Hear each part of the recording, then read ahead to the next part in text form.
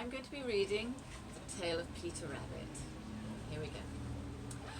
Once upon a time there were 4 little rabbits, and their names were Flopsy, Mopsy, Cottontail, and Peter. They lived with their mother in a sandbank underneath the root of a very big fir tree. "Now, my dears," said old Mrs. Rabbit one morning, "you may go into the fields or down the lane, but don't go into Mr. McGregor's garden. Your father had an accident there. He was put in a pie by Mrs. McGregor.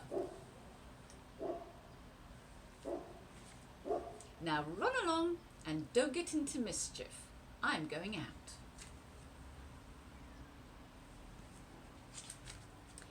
Then old Mrs. Rabbit took a basket and her umbrella and went through the wood to the baker's.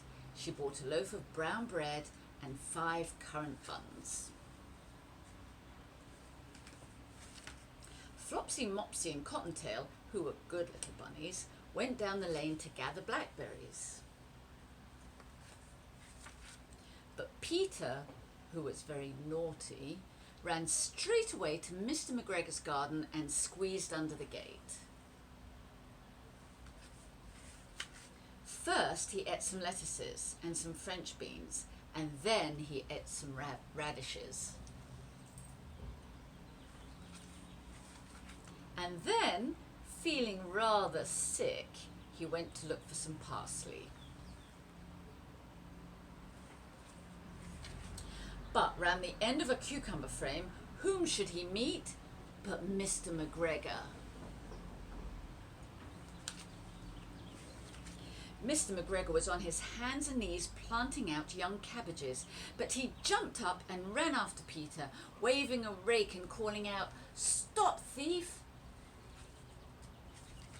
Peter was most dreadfully frightened. He rushed all over the garden, for he had forgotten the way back to the gate. He lost one of his shoes among the cabbages and the other shoe amongst the potatoes. After losing them, he ran on 4 legs and went faster, so that I think he might have got away altogether if he had not unfortunately run into a gooseberry net and got caught by the large buttons on his jacket. It was a blue jacket with brass buttons, quite new. Peter gave himself up for lost and shed big tears, but his sobs were overheard by some friendly sparrows, who flew to him in great excitement and implored him to exert himself. Mr. McGregor came up with a sieve which he intended to pop upon the top of Peter, but Peter wriggled out just in time, leaving his jacket behind him, and rushed into the tool shed and jumped into a can. It would have been a beautiful thing to hide in if it had not had so much water in it.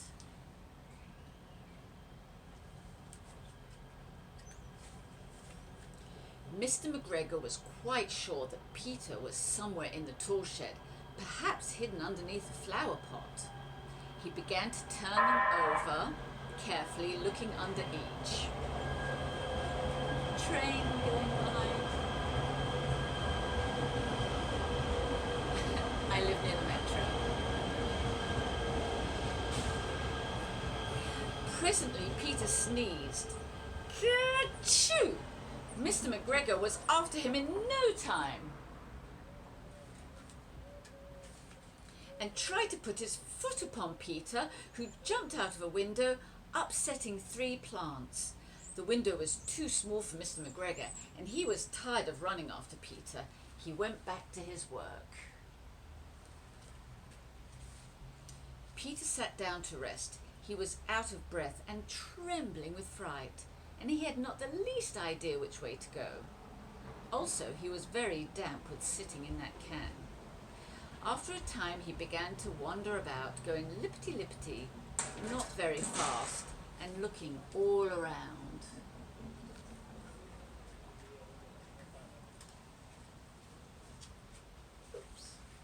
He found a door in a wall, but it was locked, and there was no room for a fat little rabbit to squeeze underneath. An old mouse was running in and out over the stone doorstep, carrying peas and beans to her family in the wood.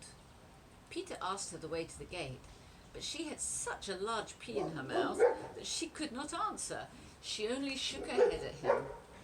Peter began to cry.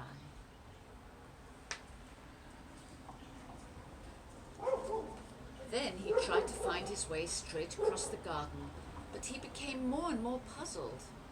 Presently, he came to a pond where Mr. McGregor filled his water cans. A white cat was staring at some goldfish. She sat very, very still, but now and then the tip of her tail twitched as if it were alive. Peter thought it best to go away without speaking to her. He had heard about cats from his cousin, little Benjamin Bunny. He went back towards the tool shed, but suddenly, quite close to him, he heard the noise of a hoe. Screech! Scratch, scratch, screech! Peter scuttered underneath the bushes, but presently, as nothing happened, he came out and climbed upon a wheelbarrow and peeped over. The first thing he saw was Mr. McGregor hoeing onions. His back was turned towards Peter, and beyond him was the gate.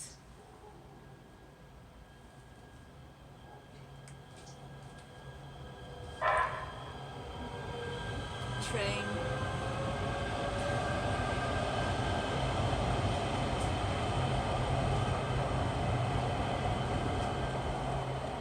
Peter got down very quietly off the wheelbarrow and started running as fast as he could go along a straight walk behind some blackcurrant bushes.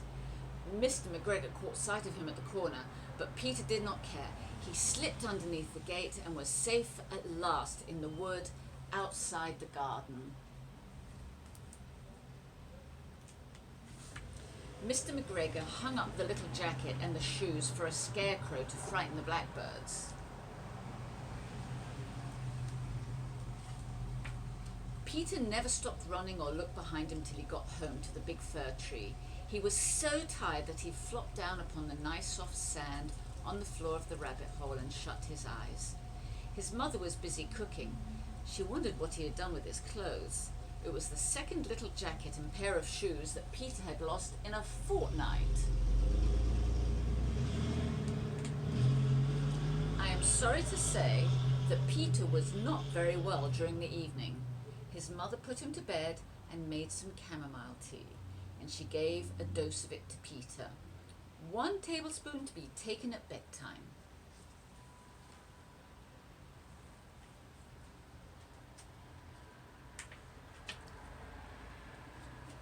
But Flopsy, Mopsy and Cottontail had bread and milk and blackberries for supper. The end. Thank you for listening. See you all soon. Bye-bye.